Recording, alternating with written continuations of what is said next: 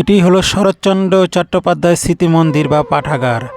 আমরা এই পাঠাগার থেকে তারপরে আপনাদের নিয়ে চলে যাব শরৎচন্দ্র চট্টোপাধ্যায়ের জন্মভিটে।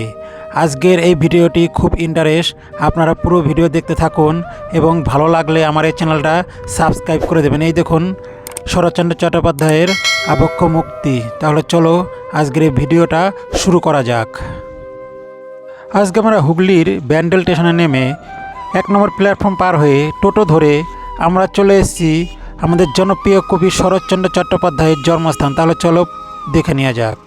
হলো ব্যান্ডেলে নেমে আমরা এসেছি শরৎচন্দ্রের জন্মভিটে বা শরৎচন্দ্রের পাঠাগার। দেখুন আমার পিছন দিয়ে আপনারা দেখতে পাচ্ছেন। তাহলে চলো পুরো ভিডিও ঘুরিয়ে দেখাচ্ছি আপনাদের। আমরা এখন কথা কবি শরৎচন্দ্র চট্টোপাধ্যায়ের জন্মস্থানের ভিতরে প্রবেশ করছি।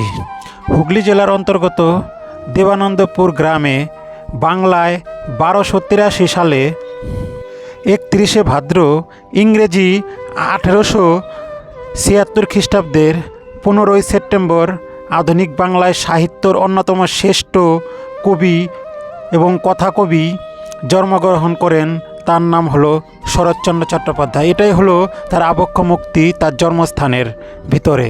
এবং তার জন্মস্থানের ভিতরটা পুরোটাই আপনাদের ঘুরিয়ে দেখাচ্ছি এই ভিডিওতে, এবং আরও কী আছে সেগুলোই আপনারা আজকে এই ভিডিওতে দেখতে পারবেন। তাহলে স্কিপ না করে পুরো ভিডিও আপনারা দেখতে পারবেন। দেখুন নিচে ফলক লাগানো আছে, কত সালে জন্ম, কত সালে মৃত্যু। শরৎচন্দ্র চট্টোপাধ্যায়ের পিতার নাম ছিল মতিলাল চট্টোপাধ্যায়, মায়ের নাম ভুবন মোহিনী দেবী। শরৎচন্দ্ররা ছিলেন 6 ভাই বোন। সবার বড় বোন অনিলা, তারপরে শরৎচন্দ্র চট্টোপাধ্যায়। শরৎচন্দ্রের পর 2 ভাই, তারপর 2 বোন। শরৎচন্দ্রের পিতা মতিলাল চট্টোপাধ্যায় ছিলেন উদাসী প্রকৃতির মানুষ।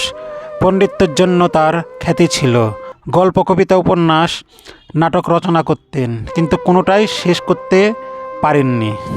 শরৎচন্দ্রের জন্মভিটেটা দেখুন নতুন করে আবার রং ঢং করা হয়েছে, এর জন্য বাড়িটা এখনও খুব ভালো আছে এবং তার চারপাশটাই ঘুরিয়ে আপনাদের দেখাচ্ছি। এবং কি গল্প নাটক লিখেছিল শরৎচন্দ্র চট্টোপাধ্যায় সেগুলোও আপনাদের এই ভিডিওর মাধ্যমেই আপনাদের বলছি। তাহলে দেখো পুরো ঘরটাই আপনাদের দেখালাম এবং কত ভালো লাগলো। ভালো লাগলে আপনারা কমেন্ট করে জানাবেন।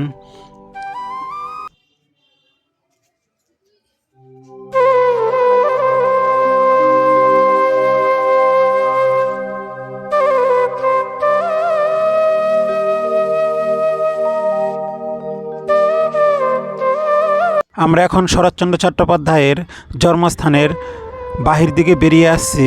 এখান থেকেই 200 মিটার গেলেই আপনারা শরৎচন্দ্রের পাঠাগার বা শরৎচন্দ্র স্মৃতি মন্দির দেখতে পারবেন। আমরা ওখানেও যাব, আপনারা ভিডিওর মাধ্যমে দেখতে থাকুন। শরৎচন্দ্র চট্টোপাধ্যায় ছোটোবেলার থেকে কিভাবে সে কবি হলো এবং বড় হয়ে কার কার সঙ্গে সে দেখা করেছিল এবং বৈঠক করেছিল সেগুলোও ওই স্মৃতি মন্দিরে আপনারা দেখতে পারবেন। তাহলে চলো আমরা সামনের দিকে এগিয়ে যাচ্ছি এবং এটা হলো তার বৈঠকখানা গৃহ, তার জন্মস্থানেই এই গৃহটা আপনারা পেয়ে যাবেন।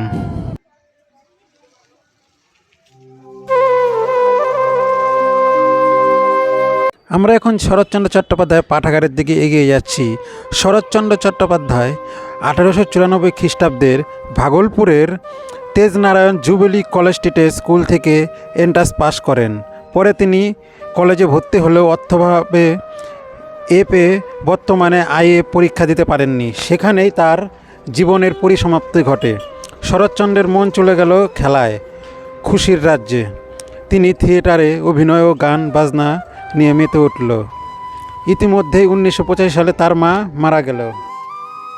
আপনারা যদি এখানে আসতে চান তাহলে প্রতি মাসের দ্বিতীয়, চতুর্থ শনিবার এবং রবিবার এবং সরকারি ছুটির দিন বাদ দিয়ে আসবেন, কেননা সেই দিন এখানে এই পাঠাগার এবং তার জন্মস্থান বন্ধ থাকে। শরৎচন্দ্র চট্টোপাধ্যায় তিনি 20টি উপন্যাস লিখেন। সেগুলোর মধ্যে হলো বড় দিদি, বিরাজ বউ, দেবদাস, চরিত্রহীন, নববিধান, পথের দাবি, শ্রীকান্ত তৃতীয় পর্ব, আরও অনেক কিছুই আছে তার উপন্যাস। এবং শরৎচন্দ্র চট্টোপাধ্যায় নাটক, প্রবন্ধ রচনা এবং গল্পও লিখে গেছেন। সেগুলি বাঙালি তথা সারা বিশ্বের মানুষই মনে রাখবে। শরৎচন্দ্র চট্টোপাধ্যায় সাহিত্য কীর্তির জন্য সাহিত্য সম্মানও তিনি পেয়েছেন। অনন্য সাধারণ সাহিত্য কীর্তির জন্য বহু সম্মান তিনি লাভ করেছিলেন। 1923 খ্রিস্টাব্দের কলকাতা বিশ্ববিদ্যালয় তাকে জগদাত্তারিণী পদক দিয়ে সম্মানিত করেন।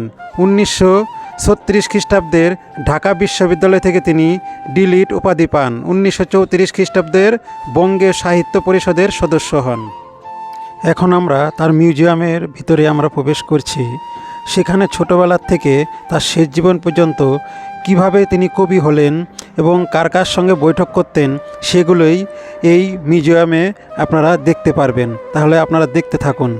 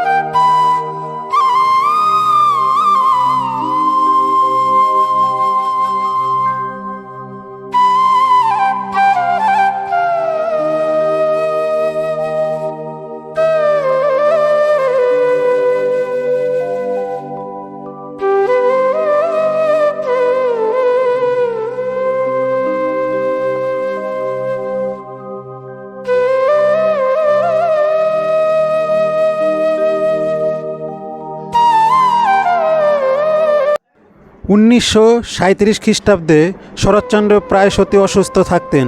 চিকিৎসকের পরামর্শে তিনি স্বাস্থ্য উদ্ধারের উদ্দেশ্যে দেওঘরে 3-4 মাস কাটিয়ে কলকাতা ফিরে এলে আবার অসুস্থ হয়ে পড়েন। এই সময় তার যকৃতের ক্যান্সার ধরা পড়ে, যা তার পাকস্থলী পর্যন্ত ছড়িয়ে পড়েছিল। বাংলা ভাষার এই সর্বশ্রেষ্ঠ কথাশিল্পী অমর ঔপন্যাসিক মনীষী শরৎচন্দ্র 1938 সনের 16 জানুয়ারি কলকাতায় অমৃতলোকে যাত্রা করেন।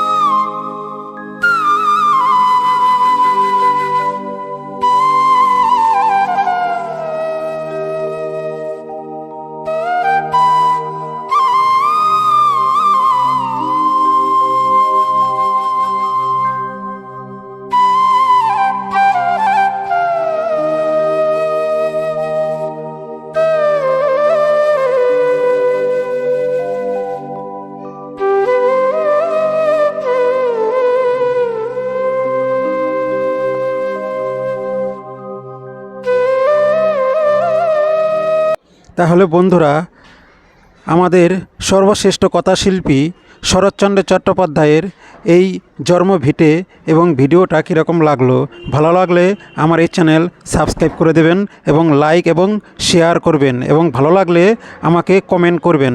পরবর্তীতে নতুন কোনো ভিডিও আসলে আপনাদের কাছে নোটিফিকেশন চলে যাবে।